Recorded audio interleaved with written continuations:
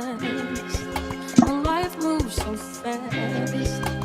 I'd never ask who was better. Hello, hello, hello. Hey y'all, happy Friday. Under his eye, I see y'all. Said under his eye. Get in here, y'all. Get up here and soak up some of this testaments because it's almost over. I'm so sad about it. I'm so sad about it. But before we get into that, thank you guys so much for being here. We most definitely appreciate you. If you love what we had to say, leave that commentary down below and hit that like button. Come back around town. Break it around town and hype the video, if you will. Before we jump into anything, Ashley, how are you doing? I'm feeling great. I hope everyone's having the most amazing Friday and that y'all are ready to get into it. Yeah, blessed be may the Lord open. Listen, all of the above. I'm ready to talk about it. Most definitely ready to get into it because starting with some, I guess you would say, some overall thoughts. I don't like these little episodes. I don't like these little episodes, this little yang yang around the house. I feel like though the show has been like consistently well executed, I have not been smited or felt like they wasted time in any episode.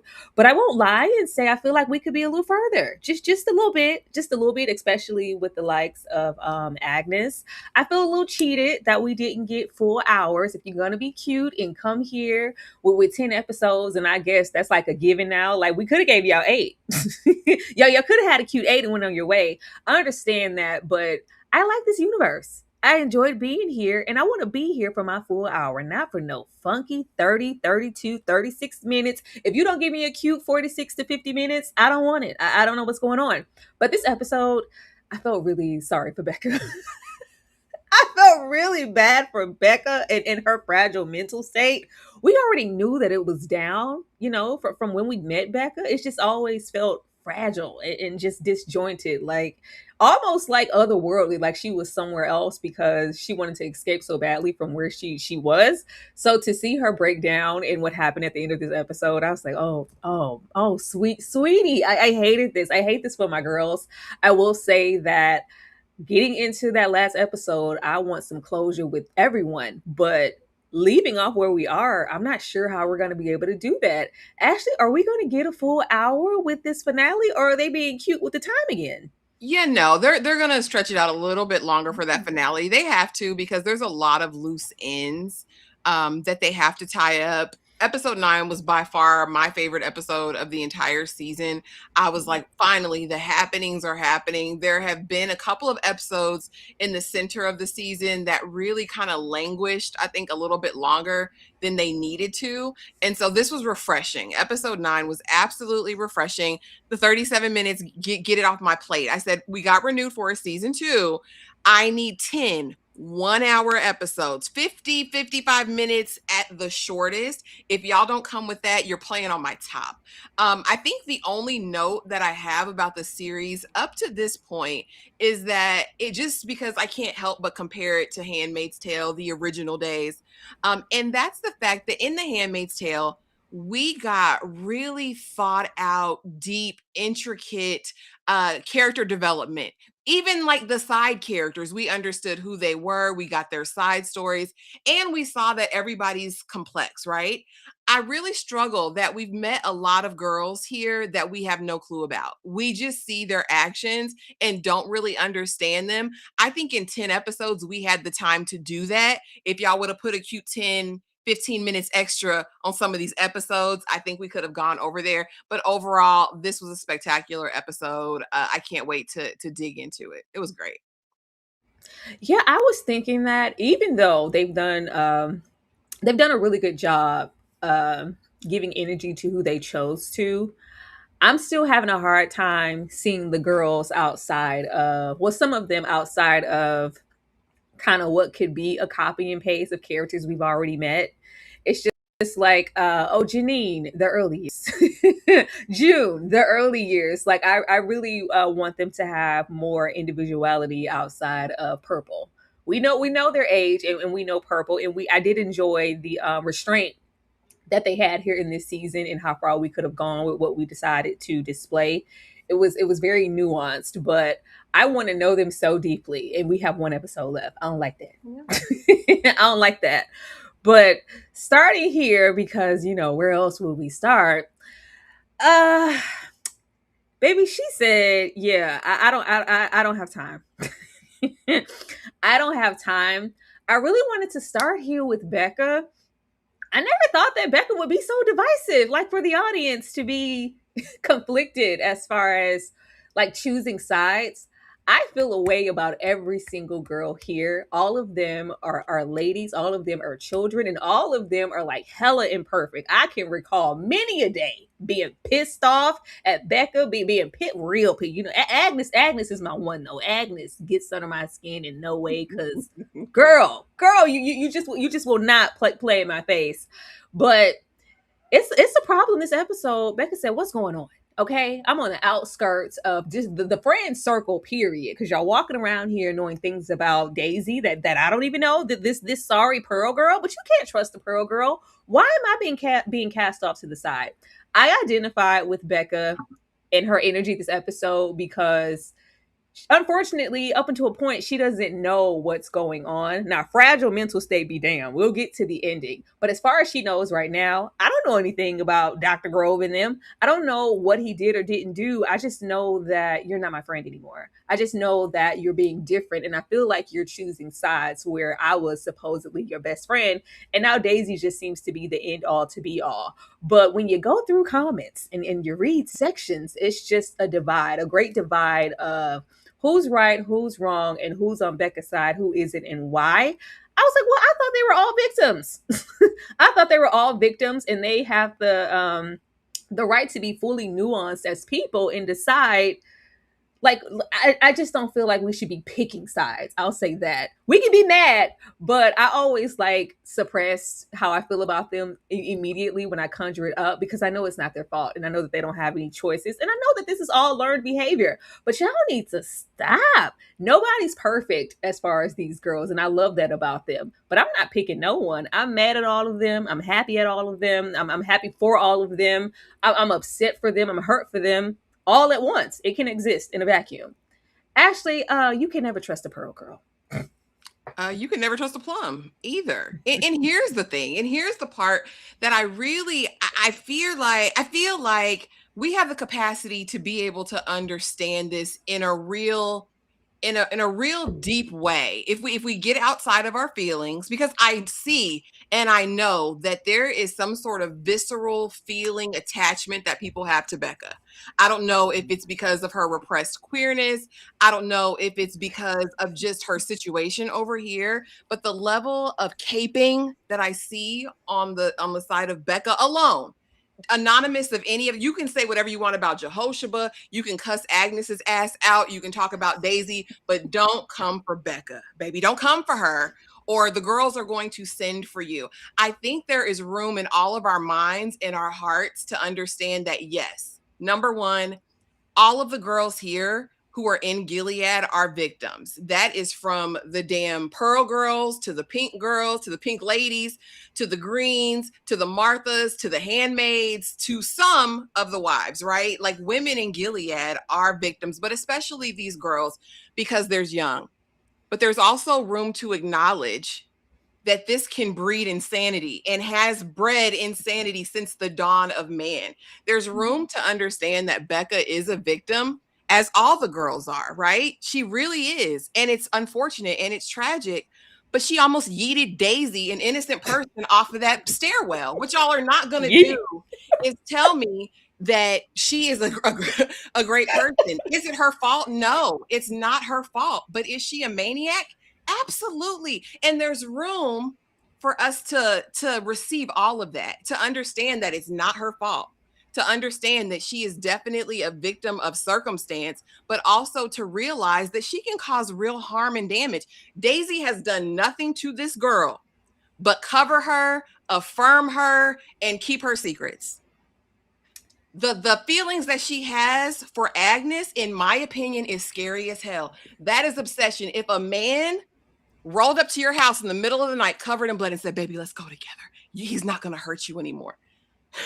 Listen, it's going to be a different experience. And I just want to say that there is room for that. Do I empathize with Becca? I do. But are all the girls victims? Yes. Are they all acting the way that Becca does? No, they're not. Just want to set it right there. There's room, and she's a victim. I won't take Yeah, it from her. I yeah. feel her. I don't want There's her on the wall, Tyra. I no, don't. of I course don't want her on not. the wall. We don't want nobody on the wall. We want none of our girls on the Shove it wall. down my throat that she's this great person that I just need to love. Y'all are gonna do that to me. We can, us being a great person, we can be a great person and be absolutely borderline insane and obsessed and not okay. Those things can exist. She was not okay prior to this incident. Like I said, for us to jump automatically to murder, death, kill, and we'll get there, she is not okay. It was hard to watch and see someone so young be so demented upstairs growing up here, and what that's done to her. But two things can exist. Like let me bring Dom out and hear what he has to say. Dom, you can never trust a pearl girl. Hey, Dom. Hey, can y'all hear me? Yeah.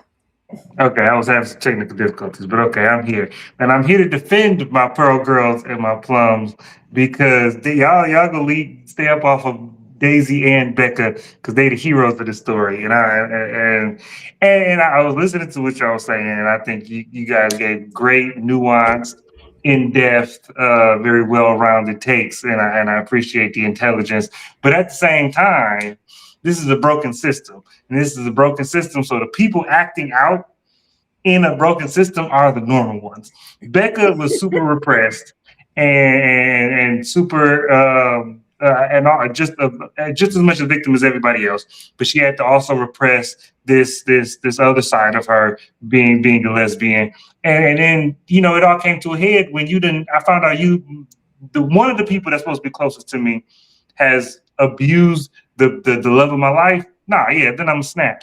But but Daisy is a hero. Daisy is June point two. 2.0 and June had a lot of unintended consequences. June hurt a lot of people. June neglected other people's priorities and wants for her own crusade, and Daisy's just doing the right thing. Daisy is in Nazi Germany being an American, and that's what you're supposed to do. You're supposed to be a good person. When you look to your left and your right and you see evil, that's what you're supposed to do. So to me, all of these people are victims. All these women are in some level of subjugation, but Daisy and Becca are the most normal, I would say. Mm. I will say, when you consider Becca and you consider Daisy at the same time, we will get to Daisy next, but I like the mirror of how Gilead can affect your mental state. You have Becca growing up here this entire time, and after the incident, the first thing that she utters is, "Oh, it's divine justice. This is what we've been bred and taught to do. If you do something, it's an eye for an eye. I had every right to go in that bathroom and do what I did." And the same thing goes for when we get to Daisy. She was like, "You know what? I wasn't really with the ish before I got here. But now that I'm here, I just feel like I need to take matters into my own hands." Remember when they had cut that hand off and we had to mop up? I need to get over there with some of that Gilead type of energy. It's really easy to slip into the delusion of the rules that are relegated here. Thank you so much, Demarcus, for the super chat. Will you review Strong with Chloe Bailey and Lynn Winfield? Hell yeah. Absolutely. I can't wait for that to drop. I think Ashley and I shared that with one another yesterday. We will be talking about that one. Absolutely. Dom, will you be talking about Strong? We'll Dom, see. oh, We'll see. You Dom, know, you know, you know how I'm feeling. do the pause and the breath. He's like, well, not really. Since you put me on Fun Street, we'll see. So I Well, think I love Lynn Winfield and Chloe Bailey. I watch her do anything, so I'll watch it. We'll see if I talk about it. I can't commit yet.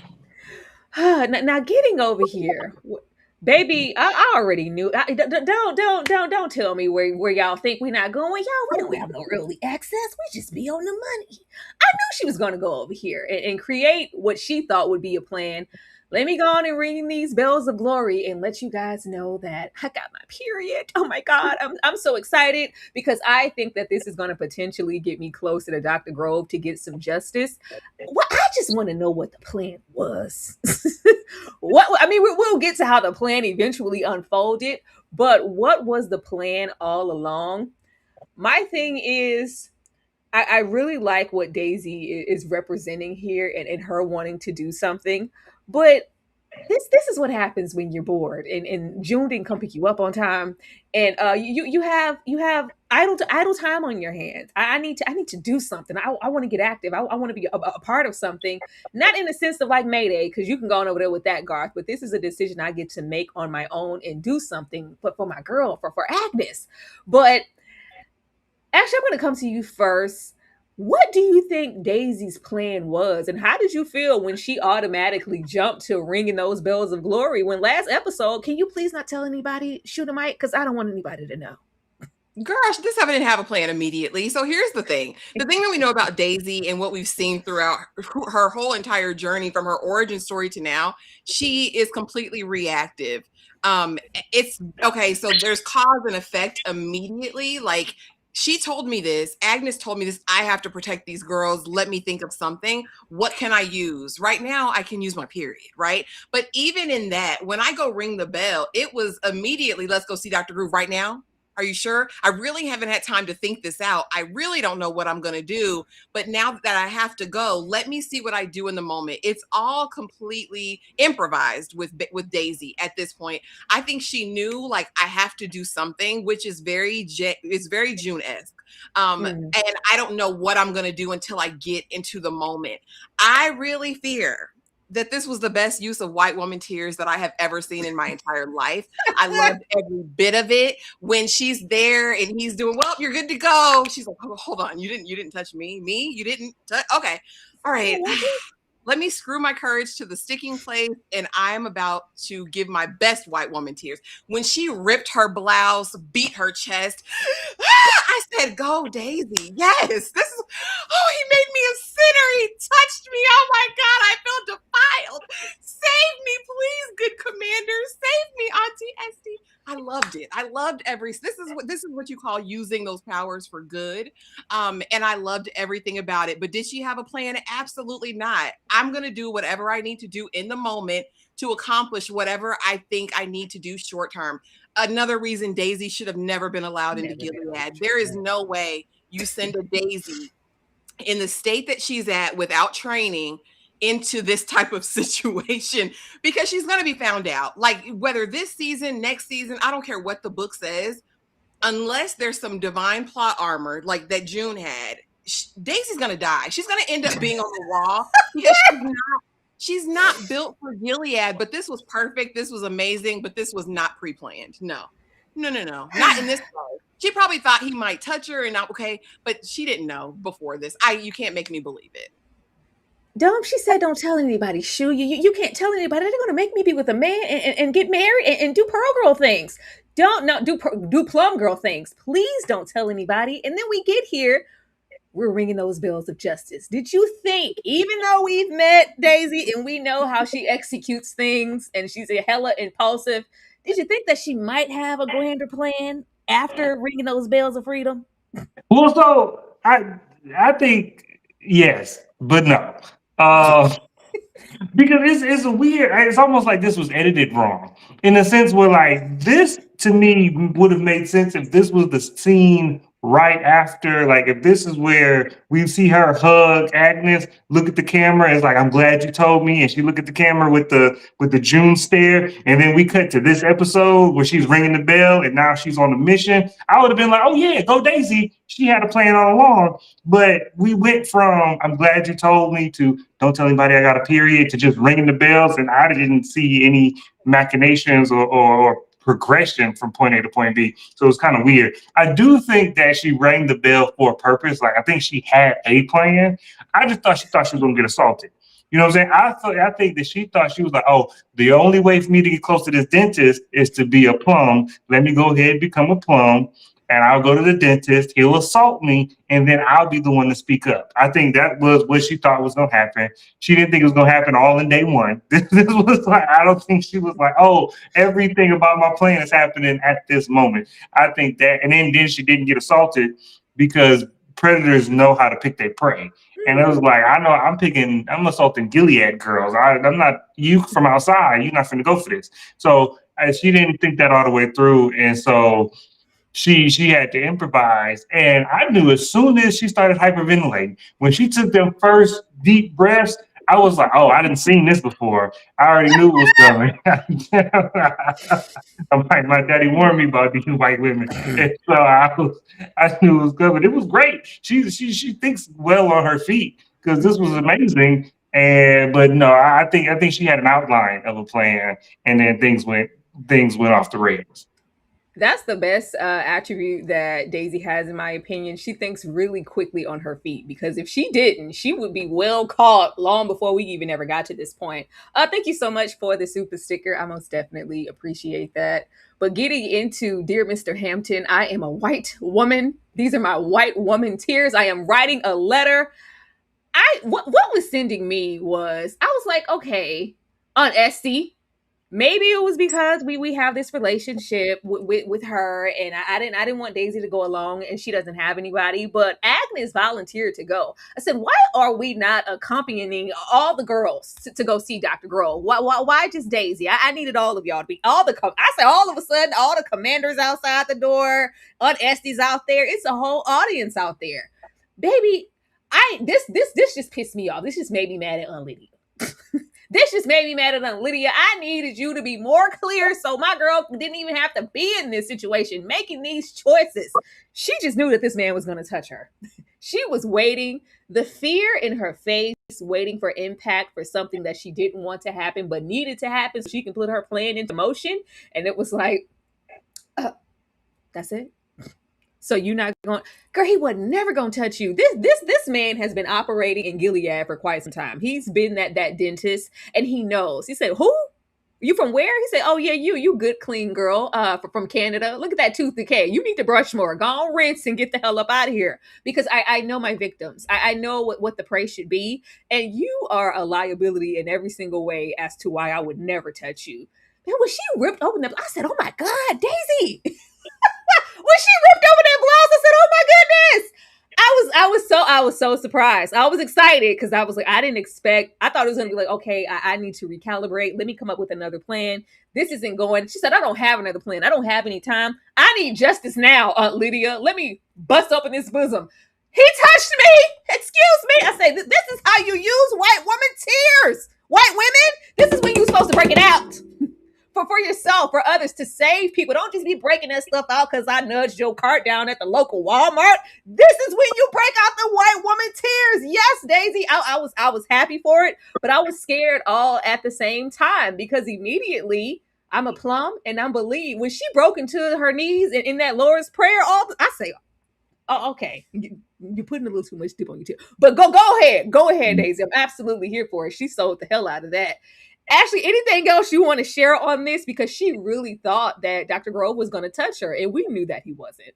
Yeah, I think it just speaks to, and this what another thing this episode did is it does reaffirm, these last two episodes have really affirmed for me that these are really just children. She really has no idea how to navigate here, especially in a tense situation like that. But again, kudos to Daisy. She did what needed to be done. And I'm sure you have a slide for the meeting with Vidala and Daisy. So I won't comment on that. But yeah, our girl Daisy did absolutely what needed to be done. And I like it. I like it in you. It very much felt like something June would do. If I'm correct, she's done something kind of almost in the vein at some point in her life as well. But no, this was great. Absolutely. Dom, this was the best supervised chaos that you would ever want to see. Were you here for it? Oh yeah, definitely here for it. Definitely, this was amazing, and I think especially because when he finished her cleaning, and he was like, because he said something like, I won't need to see you till next season. It was like, this is it. Daisy was like, I'm not gonna see you. This is my only chance for the year, so I gotta do it now. And she turned her white superpowers on to 11, And I had a little trauma flashback. I was like, oh, this is triggering a little bit because I was like, I hadn't seen this before. But yeah, no, I love to date Daisy. Go Daisy. He said, "You and them gingivitis. You get you and then bleeding gums out of here. I don't want nothing to do with nothing." He said, "No, you brazen Canada girl. You never get me caught up." I said, I don't got time to wait on you. Now let's get over here. Vidala, please go to hell. But I just, first of all, the only thing I love about Lydia at this point is that every single time Vidala tries to insert herself, she shuts her down immediately. Get out, get out. You sure I could run interference? You don't need me here? Are you sure that's what happened? Are you sure about that? Maybe. She said, look at here. I'm around the way fillet. I'm a sinner. I know sin. I know what he was trying to do in there. I know what went down. This was very convenient. This was very convenient for Aunt Lydia. Y'all already know I don't like her. I can't stand the ground that she walks on. She's always going to be a double agent in the worst way. But conveniently, y'all swear to God, last episode, oh, you missed it, Tyra. She gave her the wink and the gun. She gave Agnes the wink and the gun. She told her without telling her, even though the words that came out of her mouth said, once you're all big, tall, and strong and wealthy and over there with Commander Weston, you won't even have to see that man again. So let's not even worry about that. Girl, that wasn't what I needed to hear. I needed more confirmation. But we say everything we need to say here. Like, girl, I know you're lying. I know you're lying. It's very convenient that he tried that with you and everybody and their mama was outside that door. But justice is justice. An eye for an eye. We will deal with him accordingly. But I know that he didn't touch you. But what were you going to do? How long were you going to wait? That's what I want to know. This was very convenient for our plan to be put into motion. Well, now that everything's out in the open on Front Street, I can go and do X, Y, and Z. And it's kind of like, oh, well, this is my plan all along. He was always going to pay. Was he? If he was going to pay, was it going to be on your time? Because everything has to be so calculated. I just hate that with Lydia. It's eye for an eye energy. And if she don't go tell Lydia's about that action, she's going to get it done for the girl. She's going to get it put into work. But a little piece of Aunt Lydia, that part that's tied to Gilead and that doodle brown suit, it's very leg off, sort him out. He'll get his in the end. You'll get your comeuppance. Let him touch that. Was getting these girls justice going to, if it was going to outweigh, which it was, going to ruin everything that they had completed up until this point about getting the commanders and the suitors and the balls and everything. This was going to disassemble everything because now, who are we marrying? Who are you guys setting us up with? Who was touched and tainted? Because I really thought that I was getting a pure plum. Who could keep their mouths closed. Now they're out here talking. They're out here discussing what somebody's doing to them. What if I go across the forehead? She's gonna tell on me too, and not just be a good, naive, quiet wife. Yeah, I don't know if I want that girl anymore. I don't know if I want that plum. I can't do that. We worked too hard for this. Let's just wait a little while. But while you're waiting, other girls have to go see Dr. Grove. I don't have time for this. I don't have time for Aunt Lydia. It was convenient, but let y'all tell it. She was gonna be about that action. Dumb, how do you feel about this situation? Aunt Lydia isn't about. So Aunt Lydia is not a good person. I think that's well established. And I think sometimes because we saw her hanging from a noose, that we like she had a come to Jesus moment, and it's like not really. Like she's a different Aunt Lydia. Like she's not the cattle prod Aunt Lydia anymore. But at the same time, she got a soft spot for the girls, but it's the girls as a whole. It's the girls as a system. Like she's trying to maintain and make the system that protects the girl, that handles the girls better. These individual girls is falling by the wayside. Like it's not, she's not finna go on a crusade for these individual girls. It's like, I'm going to give you the advice to be your best self in this system. Because if I go on a crusade for you, then we might get this dentist was abusing you, we might get him out of here, but then you tainted and your life's going to be trash. Your life's going to be trash even by Gilead standards if we do this. So the best tools I can give you is the tools to work within the box that is a woman in Gilead. So Lydia is by no means a freedom fighter. She's not going to, do a turn and bring down the system. She liked the system. She got power in the system. She the only person who's alive, who still got her own statue. Like this is Aunt Lydia's house. She's trying to maintain her own little slice of power. She's just trying to give the girls the best tools to operate in a man's world. And so when Aunt Lydia said she was gonna take care of it, she meant I'm gonna get you a good husband and we're gonna get you in a good house and you don't gotta go to the dentist no more. That was Aunt Lydia taking care of it. Because that's what I heard. Y'all be trying to make it seem like y'all be acting like she's an Avenger. Please leave me alone. Her and that wall of secrets, that chamber of secrets that contains a tablet of nothing, of notations that they could burn at any moment.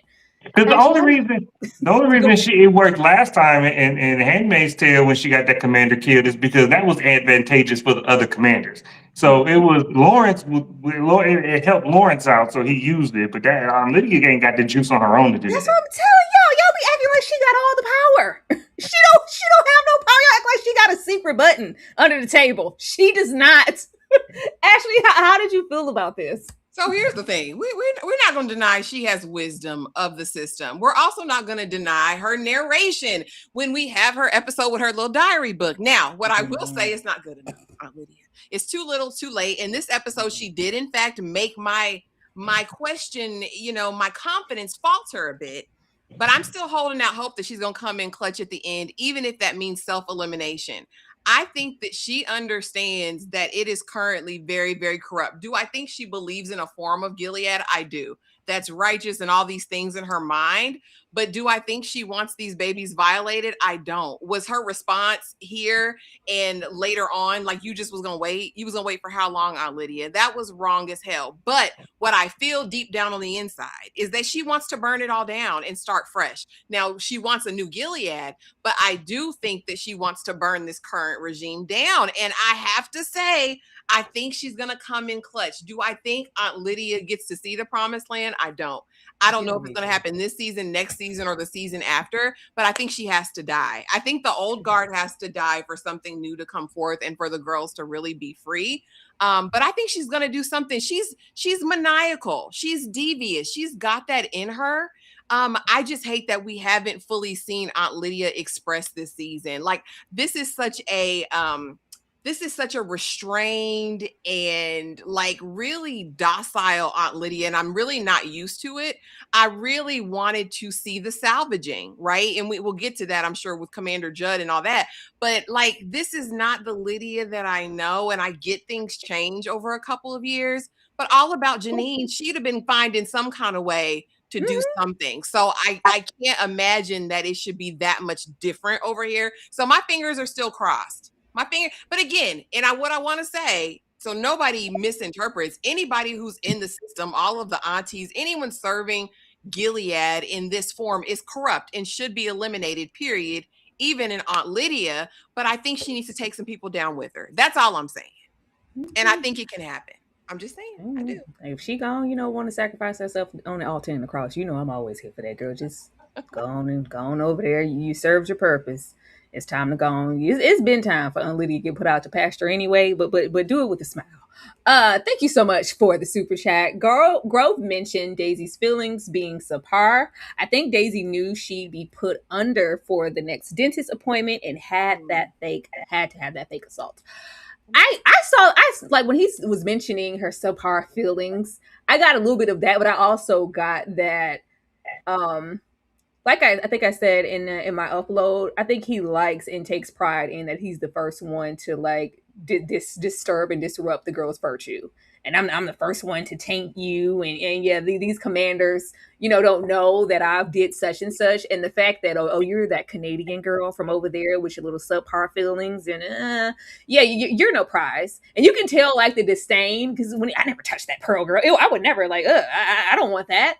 I want to take advantage of a certain type of girl and she doesn't fit the bill. But that could have been on there too. She said, I got to make something happen now. I gotta make something happen now and rip this blouse right now. But let me see, getting over here, because child, if he ever lets me move. Now, with Daisy being Daisy, and us coming out of that office, even before that, when Daisy went out there and she rung the bell and she was supposed to give her little high Midas, that same repetitive speech that they have to give once, because all the girls have studied. The girls could only hope and dream of moving from Pearl to Plum. They are committed. They are diehard. She gets up there, I got my period. She's not keeping up her end of the bargain as far as integrating and pretending to be exactly who she needs to be. You can tell that there's an agenda now. And if the likes of Agnes is noticing, she's like, you just don't care. You don't seem to care about any repercussions or what could happen to you. What are you here for? Like, I don't think you're here to be a plum. It's like, are you Mayday? Are you an op? Are you a plant? Like, if she can tell, it's only so much longer before anybody tells. And Ashley spoke on it earlier. Ashley, do you think that Daisy will be found out before the season ends? No, not before this season ends, but definitely by the end of next season, I'm sure. She's just not good at it and she's over it and she's ready to go home. So if this was her trying, imagine when she's not trying and gets more sloppy. But as far as Agnes, I don't think Agnes has any I don't want to call Agnes dumb, but the baby just don't she don't see the forest for the trees, sweetheart. Sometimes I don't think she has any concept that Daisy could be Mayday. I do think she just has a concept that Daisy's different. Like, you're not like me. And I think it's aspirational for her. And I think that's hopefully what at some day is going to get her out of where she's at now. She's like, I love Daisy. Like, I wanna be like you. Like, I look up to you. And I'm thinking, oh my God. But if you think about what other women she or girls compared to, right? I guess Daisy is that one. She's worldly. She has this knowledge of everything. She doesn't care what anybody thinks. Like, she doesn't even care if this could mess up her entire future here in Gilead. Who are you? And I thought it was funny, especially coming off of the heels of the conversation that Becca and Agnes had, where Becca's like, she's not real, man. She's fake. She's not this. And because for a moment I was like, does she think like, and then I was like, oh, Agnes don't get it, baby. She don't. She just thinks Daisy is just, oh, she's so avant-garde is what I feel about it right now. But somebody's bound to see. Daisy's slip is almost always showing. The way Garth was looking later on, damn it if it's not Garth who turns her in. I don't trust anybody at this point. I don't think Daisy's found out by the end of this season, but I do think in next season they're going to find out she's Mayday. When do you think Daisy will be found out? Because it's very obvious in agenda. Yeah, I think one more person will find out that she's made it, like one of the girls, not Agnes. But I don't think she'll be generally found out until next season. But I think maybe like Shunammite or Mhm. somebody will like find out or see Daisy do something or have something and find out.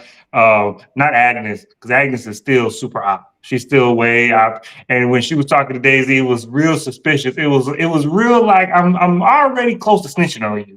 Like I just ain't found out what to snitch on yet. But I'm right there. Like, what are you here for? Because Agnes right now is bathing in the Kool-Aid. She ain't just drunk the Kool-Aid, she's bathing in it.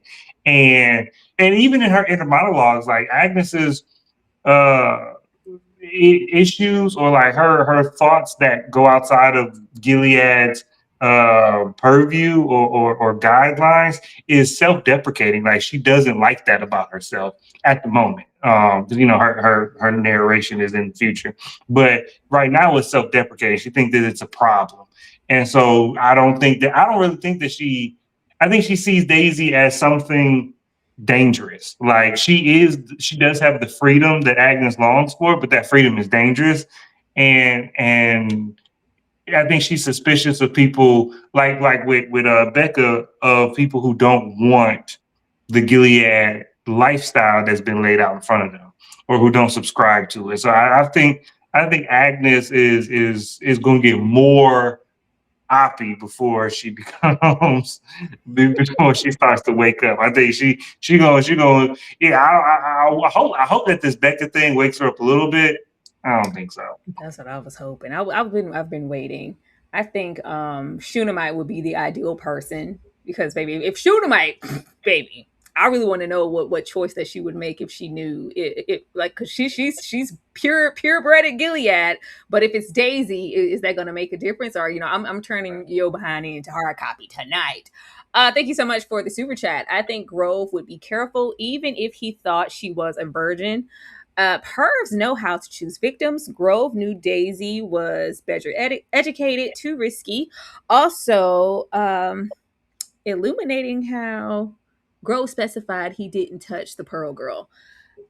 Absolutely. And I think of course, he knows better because as far as we could see, he hasn't physically penetrated the girls. It's all topical, all like kind of like plausible deniability. Well, I didn't penetrate anything. So how can you really prove it's my word against hers? Which is why the big spectacle of it all, as far as what Daisy did, it needed to kind of go that way if she was executing it, because yeah, it would have just been her word against his.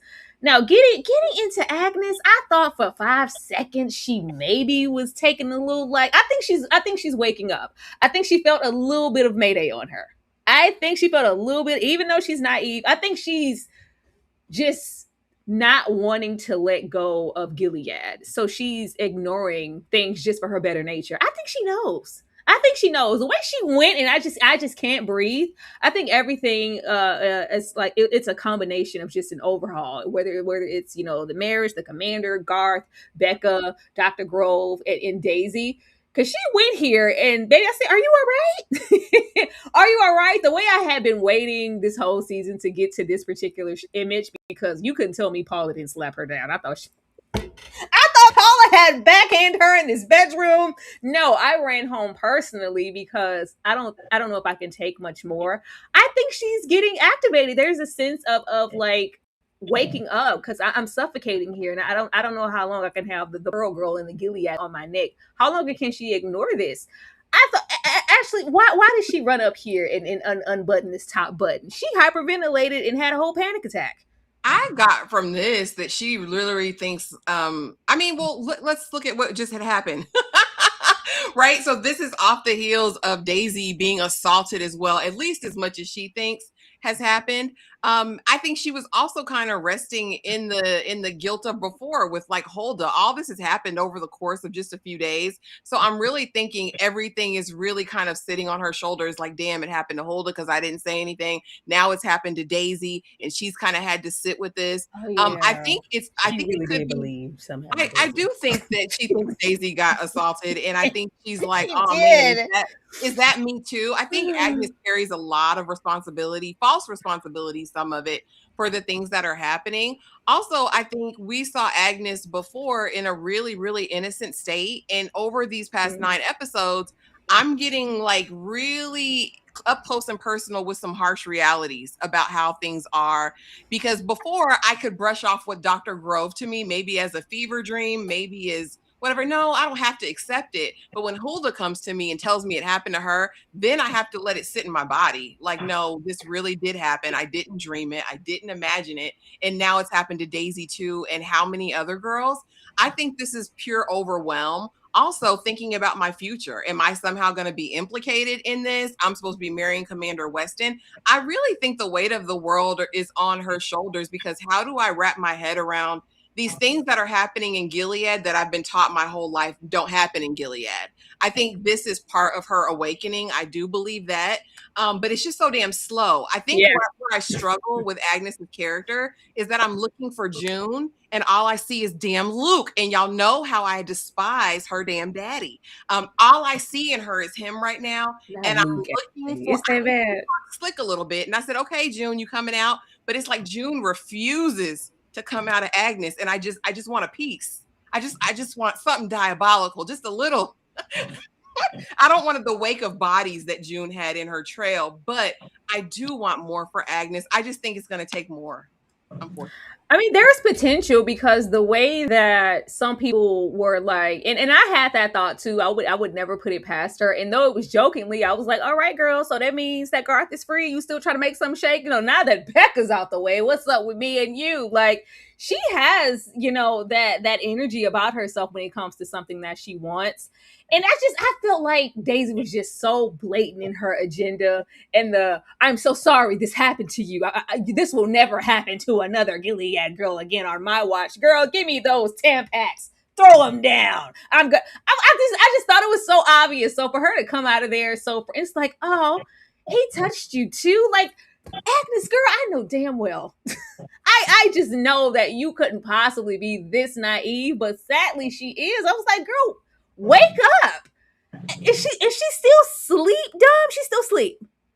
Yeah, she's still asleep, but she's starting to wake up. This is her starting to wake up because this scene right here looks very similar to Neo in the Matrix when he hyperventilated.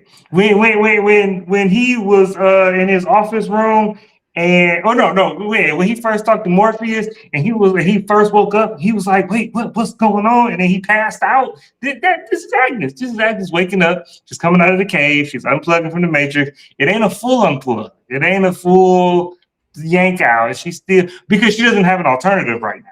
And that's the other thing is like she's going to war with herself because her world is shattering and she doesn't know what else is out there. So it's not so because it's one thing to go from all right, I can see this world and this world, and I can just choose this because I'm seeing this and this is obviously better. This is Agnes's whole world. She doesn't know another state of being. Everything she's been taught is everything outside of Gilead is fire, brimstone, and debauchery. And so she does not know how to. She's at war with herself. She's at war with herself with her own emotions, and it's combusting. And then all the girls are combusting. It's just Becca combusted with some shears in her daddy, and Agnes is combusting behind the bedpost. And but it's so much bottled up that it's coming out of Agnes. I just think she's so good at bottling it up that she gonna get back up, she gonna redo that button, and she gonna get back to snitching. And so it's gonna take some more stuff to get to wake her all the way up. Yeah, actually it took me out with putting Luke over there. Now I don't know nothing else. Now I'm disappointed. Girl, you gonna be Luke. You should never aspire to be Luke. You know how long Luke made my ass itch in Handmaid's Tale? Girl, please don't be Luke. If you want to be part June, they can't relegate all the June to Daisy. Girl, I need you to wake it up. If we have to spend time waiting for your awakening all the way to the ass end of a season of a show, and you want to join the party, Daisy, give her some energy. Give her something, because I don't have time for her to be Daddy Luke. I do not at all. Luke never crossed my mind. Yeah, you. I don't know why you had to do that. Why you had to put Luke on her? I wasn't even thinking of that. Right? It fits though. That waiting, that more so, passive kind of way of thinking. Like it'll all come out in the wash. Like no. You have to get activated and really make something shake. And you also can't be letting June walk all over your back. I don't know what to say about it. Look at here, sir. I'm sick of this individual here. Okay. I guess we're just gonna leave off with all things not knowing who Garth is, what he really wants, what he's really a part of. Boy, what is your agenda? The way all the way down, because the family wants to still live in this delusion. We don't want to make a bad impression on Garth. He's like, you know what? It's tense in here. He said, so how about those Lakers, Becca? What's going on? It's like let's just have a laugh. This one time, my mom, she was really upset with me because I was like, what is this charm? Since when can you be charming? He cuts it on for Daisy really, really quick, and it wasn't so much Daisy because we know the agenda there and why he wants the ties. Like, oh, this is really going to get me closer to whatever the end game is. I don't know if it's all Mayday. I don't know if it's all. We just really don't know. But by the time he got over there with Daisy, and he was like, "Oh my God, come here! Oh my, are you okay? Oh my, did he hurt you? Do you care? Since when did you care?" You said blessed be the fruit. What are you talking about? You never made that you care about anything outside of whatever your own plan is. And they keep kind of going up and down with him. We have one episode left, and he's he's a part of Mayday, and he's just going to be Garth, the husband, potentially. Where does his concern really lie? Dumb, who is this man? And like, why, even though we thought like a veil would be lifted after we found out who his father was, it's still just as murky as it was before. What does he want? Who is this boy? Well, no, I still think Garth is was a triple agent. I don't know. I think that Garth is working for Mayday to get information for Gilead. I don't think he's a true Mayday believer. I think that he is anti-Nick. I think that he and we go see, but I think he's not an evil person by Gilead standards, where he's like not a mustache twirling people like the commanders who make the girls crawl on the floor. He's not one of them. In his mind, he has a heart of gold, but he still is fully Gilead. I don't believe for 1 second that this boy wants to see the system fall. I don't believe that story he told last episode about how his father got paralyzed and why now he wants to see Gilead pay. I don't believe it at all. I think because he can be so charming and he can flip the switch, turn it off. And when he was talking to Becca and he told that story and he made her laugh, like the chess pieces is moving and he got his hands on all of them. And so I think Garth is the secret major player in this. I think he's kind of the fulcrum where all of these things hinges on. And I think the next season when it's all revealed, it's gonna be like he had his hand in everything, or at least had connections to everything. I think Garth is the one. Ashley, who this man? Garth is an op, definitely. And I don't care if the daddy story is real or not. I can believe it. If Mayday poisoned him, though, you want to get it back in blood with Mayday. I do not believe that Garth is good. Garth cares about his mission and his mission solely. He don't give a damn about Daisy. Why he tried to be cute and make eyes at damn Agnes. He don't give a damn about Agnes and that raggedy cigarette that he dropped on the ground. He don't give a damn about Becca. As soon as them people walked in, if you are really Mayday and you really want to see what's going on in Gilead and the happenings, you're going to stick around and you're going to hear what Dr. Grove has to say. He said, oop, time to go. Like, let me pack my raggedy duffel bag and hightail it out of here because, I don't know. I think Garth maybe, to me, this feels like a singular mission. He's got some sole purpose. I don't know if he was teased because his daddy's a quadriplegic and his mama ran off. I don't know, but something happened in his background, I feel, that's traumatized him, that's given him this true mission, whatever it is. But it's not to overthrow Gilead. It is not to help these girls. It is something completely self-serving and self-satisfying. What I will say, and for me, that makes it not, his whole storyline doesn't move me at all. And I know they can't duplicate Handmaid's Tale and give us another Nick, but at least Nick cared about June. He ain't give a damn about Gilead, really. He ain't give a damn about freedom, really. But he cared about this one singular person. I think the singular person that Garth cares about is himself. And it really feels empty for me. It's hard for me to connect because we like a good villain. I do. And he didn't have to be mustache twirling, but at least if I knew you were just going to be vindictive and a demon, like I could almost respect it. At this point, I can't because you're mealy mouth, you're sorry. Whatever does it mean if Daisy lied? It made me feel in that moment that you're going to tell. You're going to tell on Daisy. That's exactly, it didn't feel like, well, you're right. He had to pay. Nobody was going to, you lied?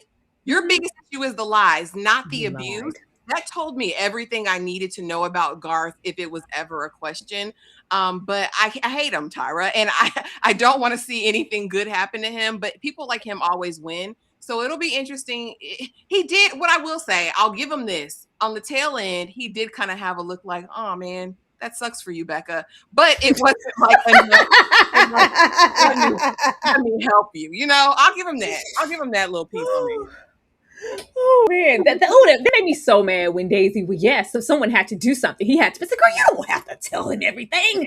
Why did you have to say that you lied? Girl, she doesn't keep any cards close to her chest. Say the fact that he said he could give a damn about you ever making it back. It's not forever. It's just until we win. Shut up and go get some more information. And you went and told him that you lied?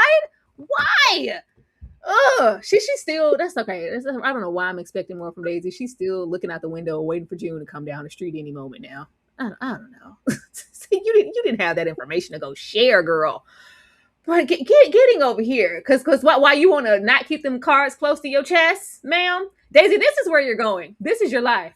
Is it a gun? Is it not? This is your life, ma'am. This is where you're going. Commander Judd rolled up looking hard and hung up wet. I said, oh my God, you looking real penny around the edges. Y'all not looking good as a unit. I'm here to talk about Dr. Grove and what we're going to do with him and this public justice, this public forum. We're going to handle that, but I'll take your advice, Aunt Lydia. She was really trying her best to contain it. Can we just not move right now? I don't want Becca. I don't want her to lose out. She's just about to get married. Let's wait until after the nuptials. And yeah, that's to be expected.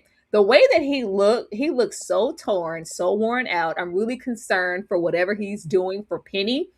This is where you're going. Once the dust settles and everybody's in their place, Daisy's going over here with this man. And y'all know he gives Commander Waterford Jr. I don't want you to go over there, ma'am.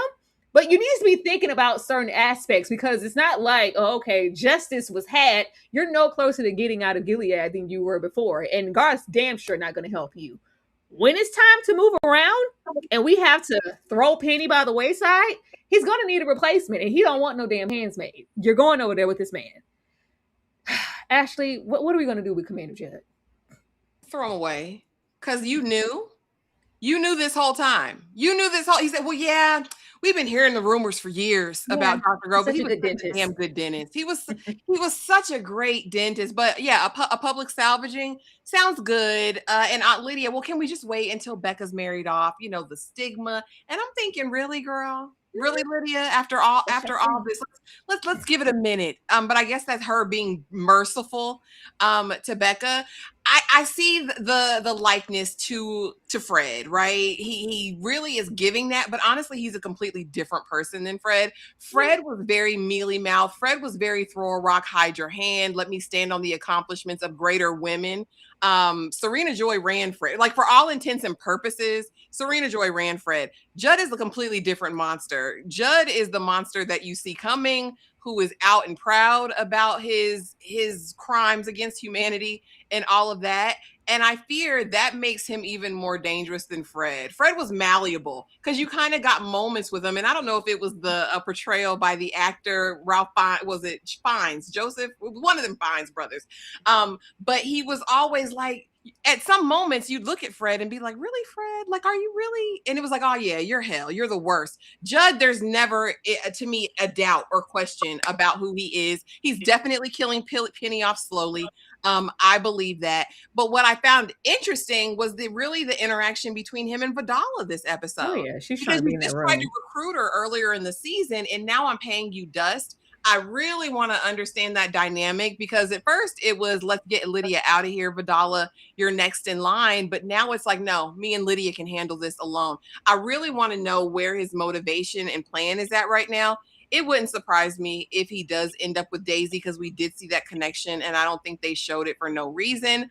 But I'm ready to see his full villainy expressed. We've seen pieces of it, but when are we really going to get to know Judd? Hopefully in the finale, we see actually what's happening with him and Penny behind closed doors. I think that'll cement who he is and supposed to be in the show. I just hate it. You have a full hairline and a beard that connects on both sides, and you're going to be nasty. We hate that for you, sir. Dumb. Yeah, all that facial hair is wasted on him. I'm not jealous at all. But no, Judd is the man that Fred walked around acting like he was. Because whenever we got flashbacks of like Fred before the rise of Gilead, he was always like hiding behind Serena's skirt or needing a pep talk from Serena or like looking at Serena to say what to say. He was never in the group with his chest poked out, commanding a scene. I ain't never seen Fred command nothing but June. But when we see Judd pre-Gilead, he's standing there ordering people's heads to be chopped off. He the one who put Vidala on the knees in front of Lydia and like put the gun in your hand. And I'm gonna make you shoot your best friend. Like this is who Judd is, and now he's probably only gotten worse. So I can't wait to see modern day Judd really get down because it's not gonna be good for anybody around him. I do think that Daisy's going over to the house. It's just a matter of time. I don't know why. I think the reason he dismissed Vidala is because Vidala is, I think in his mind, like the future, and like we can work towards that. We can start building blocks. But this is crisis moment. When it's a crisis moment, I'm gonna go with the tested. Him and Lydia got got time, they got a rapport, they've been here since the beginning. So when it's crisis moment, I need all hands on deck. I need everybody to go to where they supposed to be at and do what they're good at. And I don't need you around here. But then for the future, yeah, I can supplant you and put you in there so it's somebody I can mold and do what I say, because Lydia give me too much lip. But right now, this is the tested method. So this is what I'm talking to. You go sit at the kids' table while the adults talk. I just think Judd is that kind of minded man. But that's it. Yeah, Penny ain't making it. That's all. Oh. I'm like, why y'all gotta look so like all careworn and so like what is happening? Y'all not out at the colonies? Like what are you doing? I don't know. Like they've been put to work. But the truth is out. The moment it's out and about, Becca goes to school with all the smoke, all the energy. Ashley says she tried to push her off the balcony. Actually, I ran it back. I don't think she tried to. I don't think she tried to push. I don't think Becca tried to push. She came at her on the steps, and we just happened to be near the balcony. But like pushing her over the balcony, I don't think she can do that. But she's here to figure out what's real, because I know you're lying. You will never lie on my father. And I know it's a lie just because it came from your disturbing mouth. Yeah, but is it a lie when it comes from Agnes' mouth? Soon as Agnes said it, it was gold. She said, oh, this is different. Oh, this is different. You're saying it?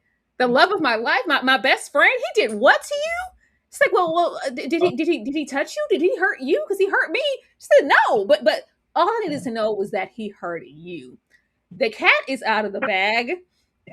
I was like, at this moment, I knew that she would do something. I didn't think that it would be, what we got. But I said, oh, this is crazy. I was done from the moment that we became a plum and she pricked Daisy with that pen. She said, bitch, I said, oh my God. why would you poke her like that? I was like, okay. All right, we're getting borderline out of place here. Whatever's happening between you and Agnes, your friendship or lack thereof, it has nothing to do with Daisy. There are bigger things at foot here that you just don't know about. But the balcony was right there. But we can't deny it at this point because Agnes says it, so that means that it's true. Ashley, did she try to push her over Yes, she tried to leap her over the railing. Had Agnes not run up the moment that she did, Daisy would have been a goner, curse splat.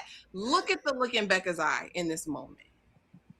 And y'all aren't going to tell me I'm seeing what I'm seeing. Her psychotic break started earlier in the day. And here's the thing. I think that she would have elicited that visceral reaction to any of the other girls. I don't think she gave a damn really that Dr. Grove was touching the other girls. It was Agnes. It's this obsession to me. And it's not love. And y'all, she's in love with Agnes. She's not in love with Agnes, baby. I don't think any of these girls truly have a concept of love, just like Agnes isn't in love with Garth. She's not in love with Agnes. Agnes probably gave her kindness, was her companion for all of these years. And she's kind of latched on to that. And of course, dealing with her attraction because she's probably physically attracted to her. But this is infatuation. This is obsession. And it is scary as hell. That look that she gives her, I said, oh God, what is she going to do? Yes, I totally believe, for one, if Agnes had not come through, because Daisy looks scared too. If y'all run that scene back, you will see her run up, chest butt her. If Agnes would not have come, Daisy would have been over that railing. I promise you she would have. And then, of course, when it comes down to Agnes, but he hurt you? She's not lying. It happened to me too. Oh, you? Oh yeah, he's got to go. From that moment on, I feel Becca was in a break. I think she started that morning. As soon as she saw Daisy, I think she was immediately triggered. And I think what we see unfold, the rest is her undoing, right? And we can get into a conversation about Gilead and the breaking of women's minds. We've seen it multiple times on the Handmaid's Tale side, from the castration of June's best friend while they were in the thing to Janine losing it and wanting to take everybody out with her as she jumps. There's been moments, right? Running the girl over with a guard over with the car. We've seen the breaking. This was absolutely it.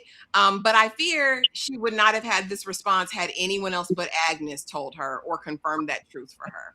I don't know. It was very of Matthew. I say she about to shoot him up, bang bang, down in the middle of the grocery store. What is y'all? This is not a screenshot. This is hot off the presses of the Testaments, Gilead. Shots. I didn't screenshot this. Y'all always try to step me out. I don't try to capture the girls like this. This just fell in my lap. Dumb. The truth is out, but it doesn't matter if you said it. It matters if it happened to Agnes. That's different.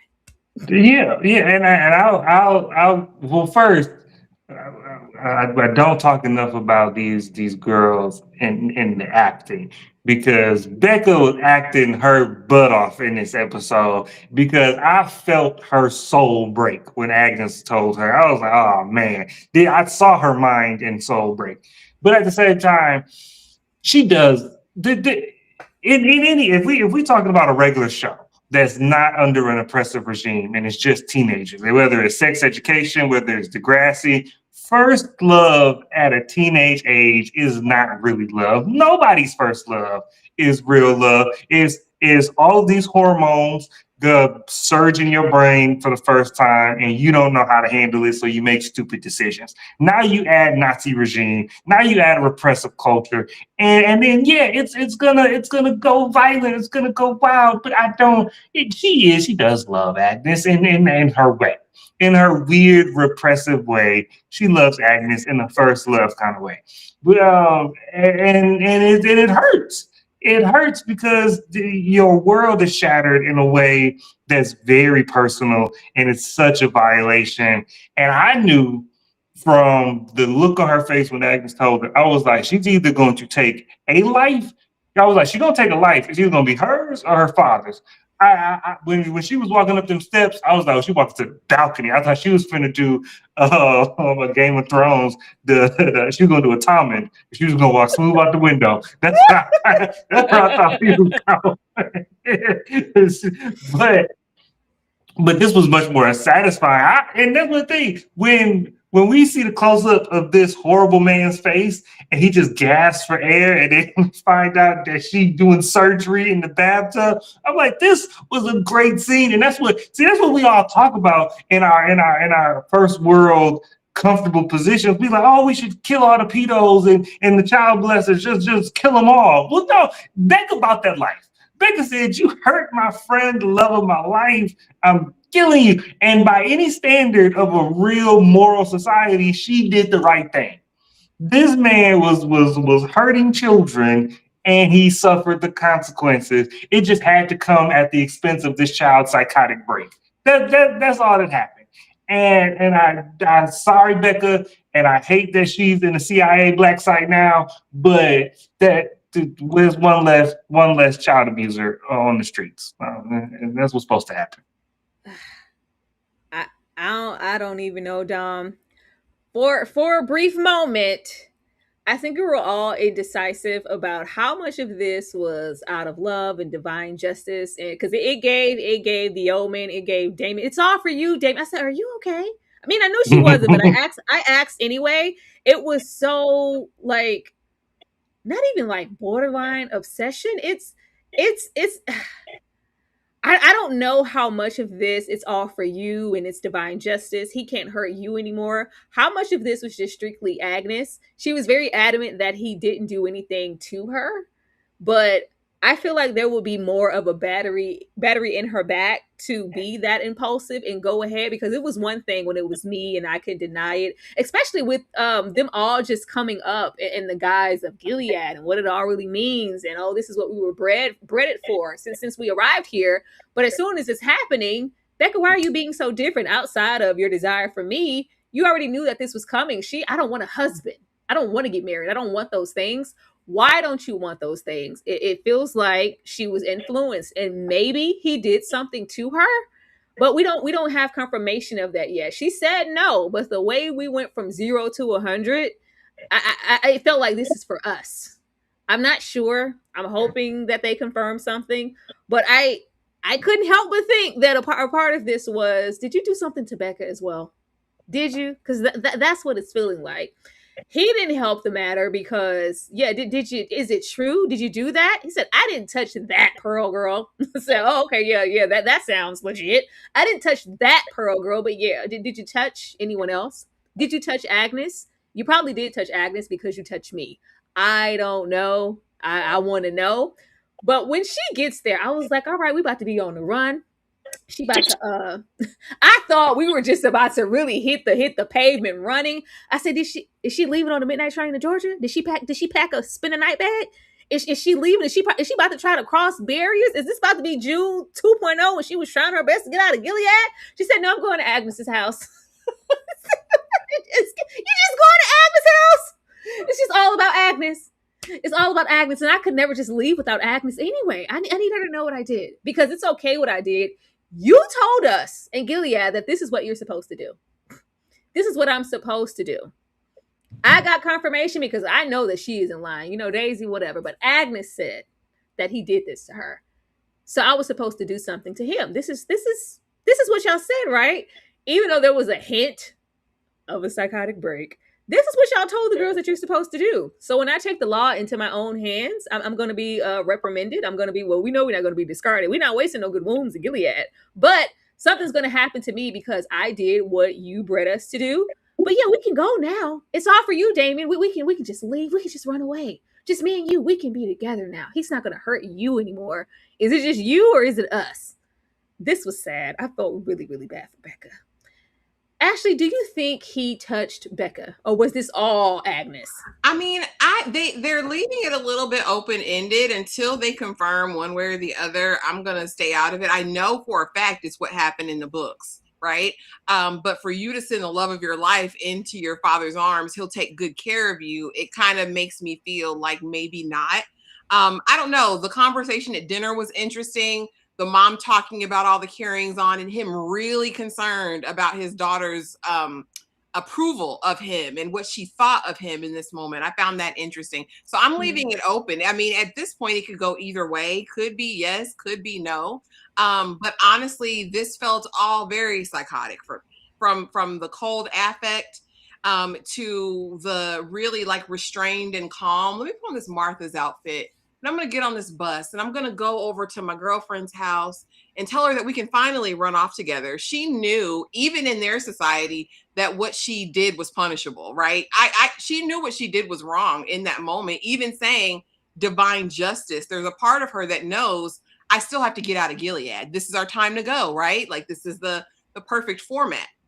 I know people are mad at Agnes for calling them people and telling Daddy Mackenzie. I'm not mad at Agnes for telling on her. The look in Becca's eyes, like we can be together now. You're my doll. Like that is snapped. That is first 48 hours. Very child's play. But Andy, you're my best friend. That is a true crime documentary. Like, and I'm so sorry, y'all. And again, is it Becca's fault that she is now psychotic? I'm not blaming it on her. I'm saying she's a product of her environment. If she killed once, she'll kill again. If she would have let her free that night, she probably went over to Daisy's house and burned them up, burned up the Pearl Girls. Listen. Agnes thought what, the people say, what her daddy said. Yeah, she'll go see a doctor and she'll be fine. And that's honestly who Becca needed to see. Now, from what the people are saying in the comments and what they saw at the end, maybe she's going alternatively somewhere. But if I'm Agnes, 911, yeah. Taking a bath. Agnes said, nurse, she's out. I'm calling somebody because Becca's not, she's a danger to me possibly and a danger to herself. I'm so sorry. Y'all don't like it, but it's the truth. And I saw y'all in the comment section, put her in the closet. No. I'm not going to. We're going to put her in the closet. Yeah, in the closet anyway. Put her in the closet for a couple days. Hide her in there. I'm not. No, I'm not closing my eyes with Becca in this room with me. I'm so sorry. Who said put her in the closet? Well, I pray for her life, y'all. I want Becca to win. I want her to get rehabilitation. She has a noble womb. She got the blood. They're going to keep her alive, right? No. She's just not okay. She's not okay. She's not fit to be out. I know it would hurt people. It's like, oh, you traitor. You called, or you actually believe that, your father was going to have her committed to a hospital. What else was Agnes going to do? This Agnes, this naivete, this Agnes. Tyra, what are you going to do? Oh, I'm calling the federales. Okay. I'm not equipped to handle this. I'm not equipped. I'm not. Like, hide her where? Do what? The first places they were going to come looking for her was Agnes's place, was certain stomping grounds. Are you with familiar friends? Who's hiding you out? I don't think she had any choices. And they damn sure not equipped to be running around like a thief in the night trying to escape. Oh, please, they would have died before they hit the damn border. Dumb. It's all for you, Agnes. Y'all were much more well-adjusted teenagers than I was, apparently. Because if my best friend shows up, well, first, my best friend has shown up at my doorstep, not bloody, but not bloody. But if my friend showed up at my doorstep in the middle of the night after murdering her father in my to protect Okay, me. wait. I will start with I wouldn't have called immediately. No, Okay. it's not. I would have waited until the morning. I would have had my little tete-a-tete with my friend, but I can't hide you in here. Well, and that's the thing. If I'm 15, 16, 17, and you show up and you've done this and you did this as a result of something that I told you, then again, at 15, 16, 17, and maybe it's the save-a-hoe complex that I had at that time. But now I feel like a responsibility for you. I feel responsible for you, and now in my mind, we in this together. Now in my mind, oh snap, what are we going to do? And that's just how I was going to think at Let's 15, bury the 16. body together. No, but in reality, like, okay, we gotta get these clothes off you. We like that's how my mind immediately would start thinking. Not this is beyond my purview. I don't get paid enough for this. Let me no. And my first thought is not to tell. Don't tell nobody. That's not. I'm not snitching. No. And Agnes. But Agnes, but that's me also. I'm free and I'm a man, so I understand that. Agnes is telling. Agnes is I'm surprised that Agnes faked it long enough to leave her in the bathtub so she could tell, because Agnes is queen snitch. And so I was like, as soon as she was like, we can run away together, and Agnes was like, oh, okay. It was like she was backing away from a sleeping lion. She was like, okay, She should you're right. I'll be right back. You just hold that right there. Yeah, okay, you just sweetie? soak. And I'm gonna go pack us a bag because we gonna run away. I was like, oh man, yeah, she Said, ain't. look at the Yeah, I was flowers. like that. Look at the flowers, okay? I'll be right back. I swear to God. Look at the flowers. I'll be right back. I'm going to go gather some things and we're going to see how we can help you, okay? All right. You want some Jell-O? She said, you're committed now. No, Straight jacket her now. crazy. Lock her up now. I said, oh Lord. And they literally carried her away. And I was just Now, like, if she had went to Daisy, the one she was trying to yeet off the balcony, Daisy would have, oh my God, we got to do something. Well, what time did you kill him? Is the body still warm? She would have tried to bring out her CIA op. Yeah, we gotta cut up the body. Like, you got any arsenic? Can you got any acid? Can we melt down? Can we Breaking Bad the body down right now? You went to the wrong one if you wanted somebody to jump into action. I said, girl, excuse me. Daisy would have pulled out the magic knitted pad she got and went to work.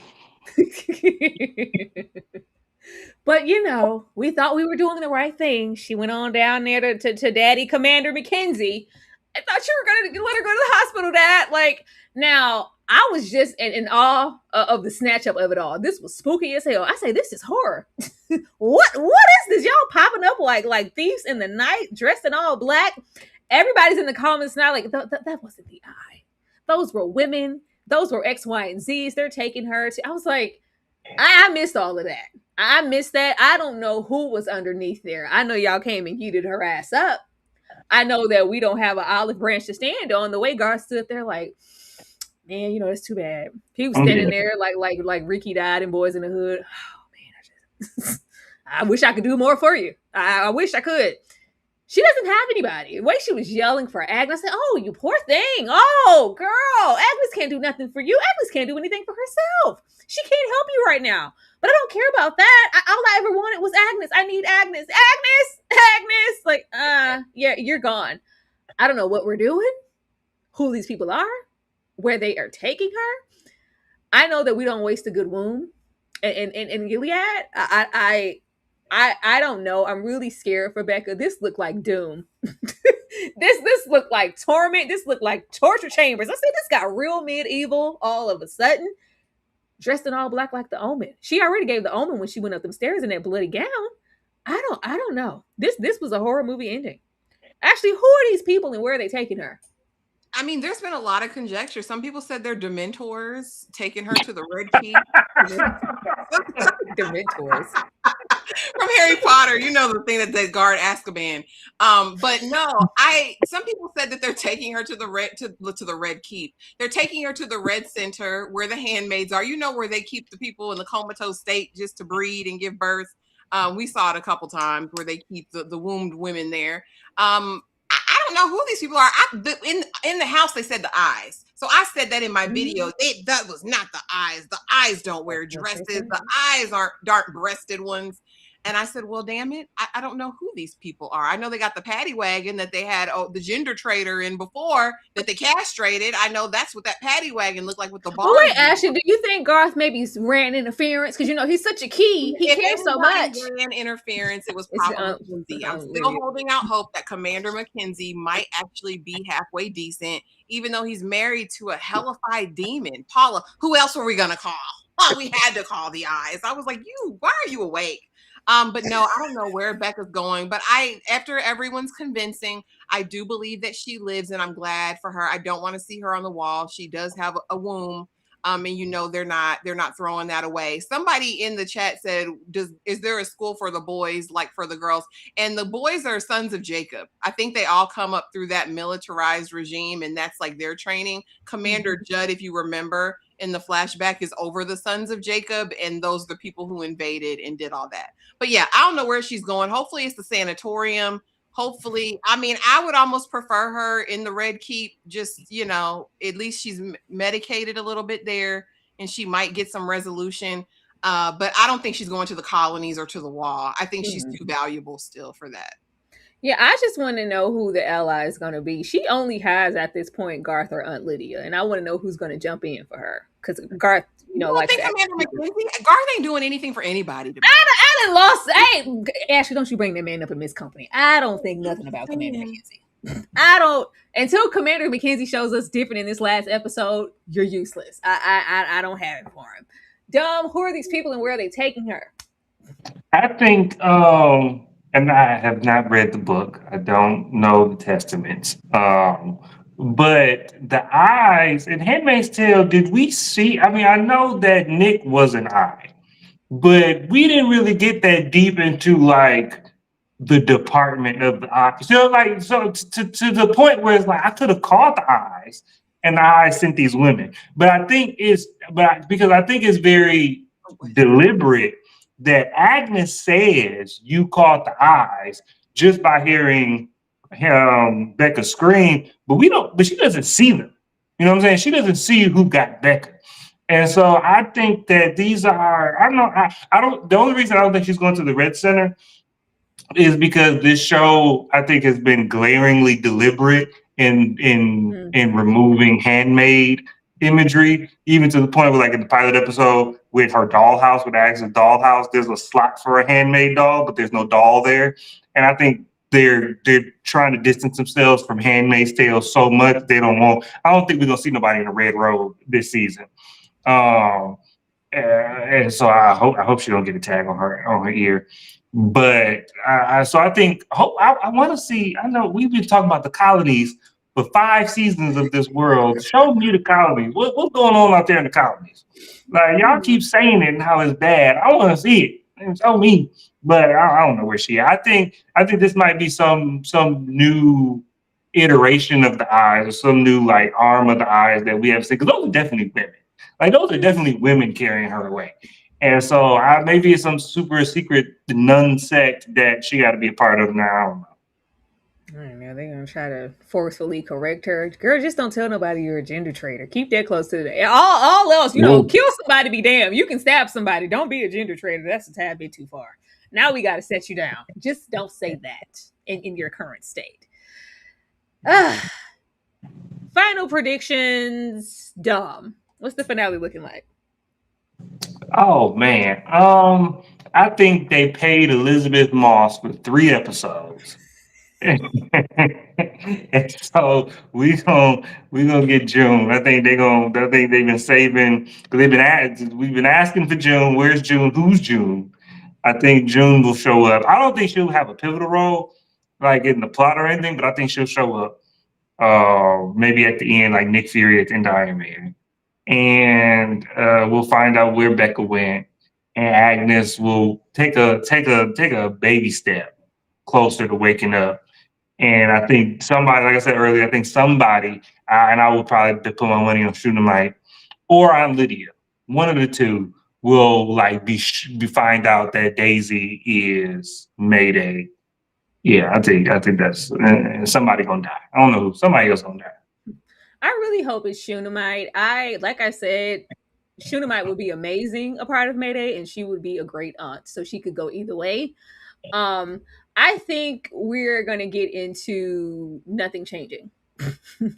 Not for the girls anyway. I think that this is going to be quickly cleaned up, swept up under the rug, where their lives are shattered as far as what they thought Gilead was, but everything still has to go accordingly to plan. Even with Daisy, so you thought that you were going to take your ass over there with Commander Judd. That's what you thought. That's where you're going. We still gotta have a wedding. We're still gonna have weddings, and things are just gonna go. Like I think the formalities are gonna continue, and they're really just gonna be just shook and rock. I'm hoping for some more shocking awe, though. I want some secrets released, something that we don't know about, something that we didn't expect. They really got to have us hanging on. Don't end off with Agnes smoking on a 50-pack. I don't want to see her hitting no more random butted cigarettes. I don't want to see no crack pipes.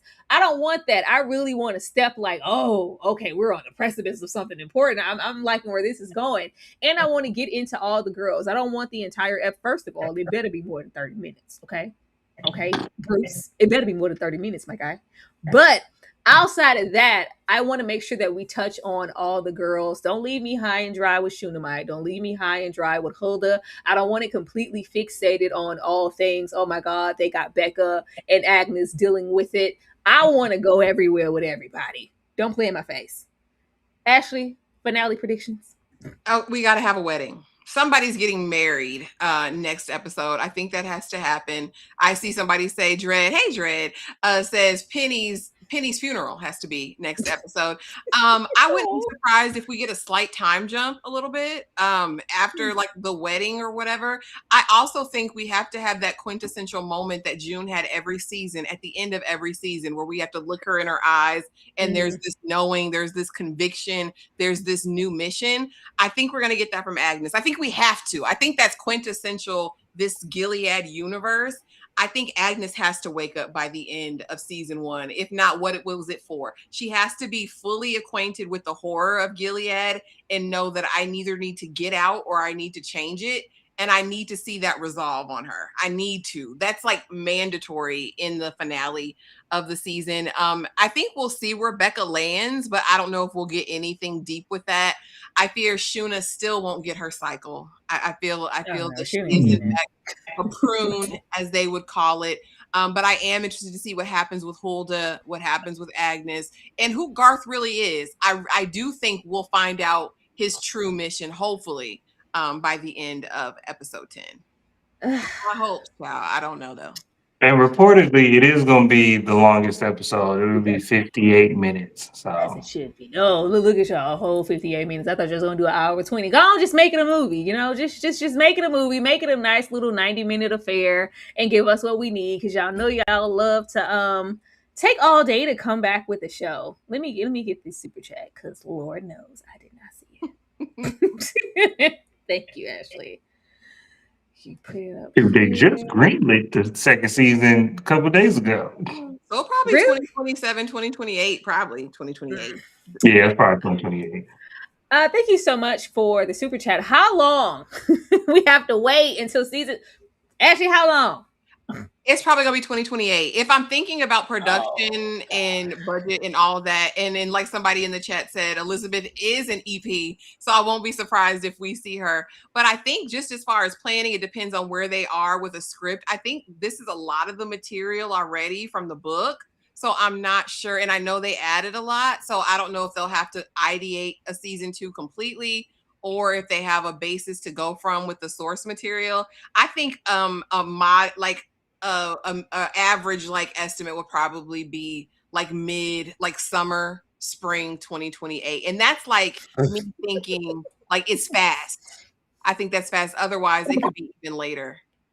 Well, I think optimistically speaking, I think if they can start shooting, if they can start, I'm assuming they have a script already. I'm assuming they knew that they were going to get a season 2, and they already started writing it.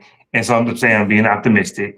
So if they can start shooting by the fall, if they start shooting by this fall, then we could get a season 2 next fall. We can get fall 2027. Optimistic, y'all. But yeah, super y'all optimistic. sound like Andy Cohen. It's like, so when should we expect She by Sheree? Spring, summer, fall. Yeah, She by Sheree. I don't know. Just hurry up. Just joggers, joggers. Just hurry up, okay? I like quality, so I'm never gonna rush the process. I want the show to be just as intriguing and amazing. But y'all knew y'all was coming with the heat. Y'all knew y'all was gonna get renewed. I know y'all got something to tuck. Y'all really waiting?